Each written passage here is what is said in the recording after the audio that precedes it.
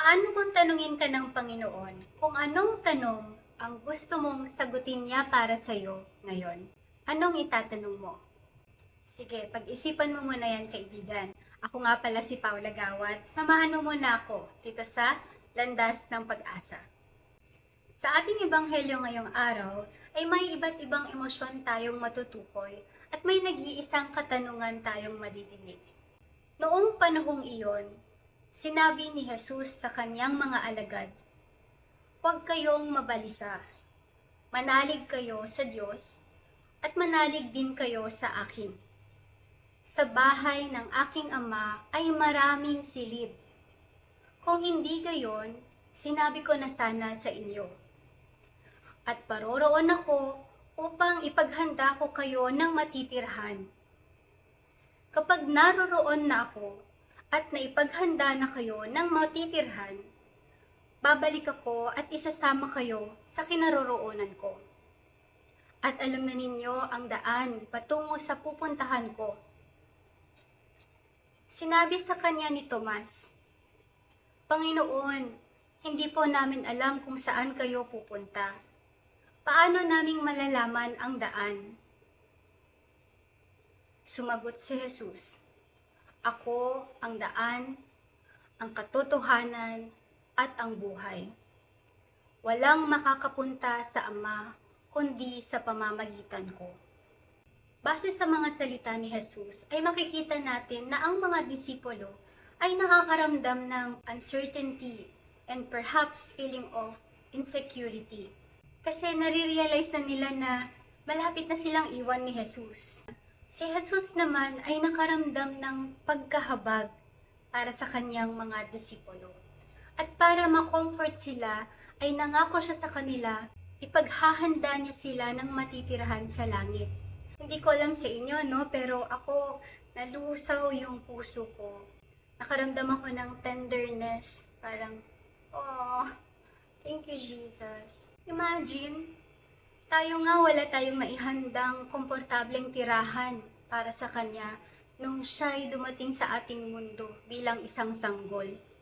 Pero siya pa ang maghahanda ng ating mga silid sa napakalaking tahanan ng Panginoon.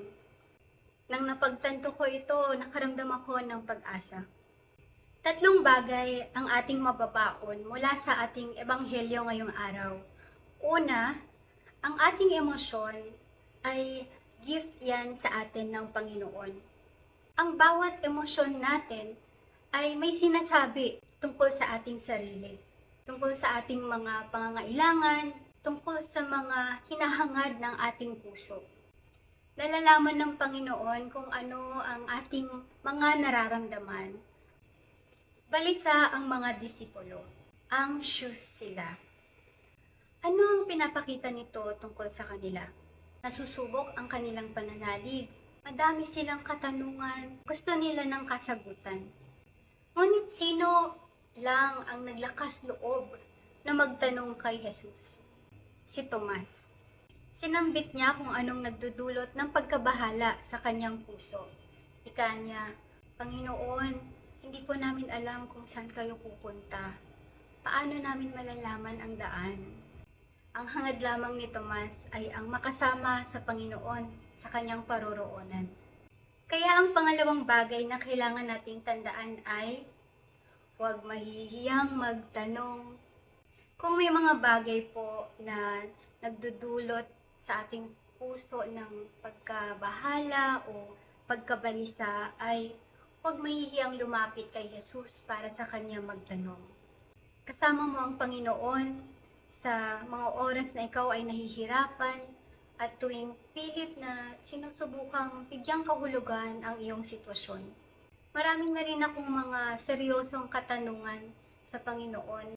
Paano at bakit yung mga taong may pananampalataya naman sa iyo at sumusunod naman sa iyo ay hindi pa rin pala ligtas sa sakit katulad ng depression? Ano bang ibig sabihin ng mamuhay ng sagana? Panginoon, sa paanong paraan mo gusto na palakihin ko ang aking anak na si Yumi? Panginoon, bakit sa panahong ito ay nahihirapan ako at hindi ko alam kung paano mag-move forward. At marami pa akong mga katanungan sa Panginoon na sa tuwing inalalatag ko ito sa Kanya, may panahon na binibigyan niya ako ng kasagutan. Kapag may nababasa ako sa libro or Bible verse, may naririnig ako sa ibang tao or may nakakausap akong kaibigan, sa mga napapanood ko or nakikita kong pamumuhay ng ibang tao. Ang importante po ay ang bibigyan din natin ng panahon ang ating sarili na makinig sa Panginoon. Bigyan siya ng panahon para bigyan tayo ng kasagutan. Sabi ni Jesus, siya ang daan, ang katotohanan at ang buhay. Kaya ang pangatlo at ang huling kailangan nating tandaan ay nasa Panginoong Jesus ang kasagutan sa iyong mga katanungan. Sa piling niya at sa pamamagitan niya ay magkakaroon ng direksyon ang iyong buhay. Salamat Panginoon at pinagkaloob mo kami ng emosyon, ng pakiramdam. Ito ay nagsisilbing vital signs sa aming pamumuhay at sa aming pananampalataya. Salamat sa mga katanungan sa aming puso na handa ninyong bigyan ng kasagutan. Bigyan niyo lamang kami ng lakas ng loob at ng kumpiyansa na lumapit sa inyo parati upang magtanong. Ilapit mo po kami sa inyong sarili dahil nais naming manatili sa inyong landas, katotohanan at buhay. Amen. Nawa po ay kung na-bless kayo ng short reflection video na ito, paki-click ang like button at paki-share na rin po sa inyong mga friends para marami pa tayong makasama dito sa Landas ng Pag-asa.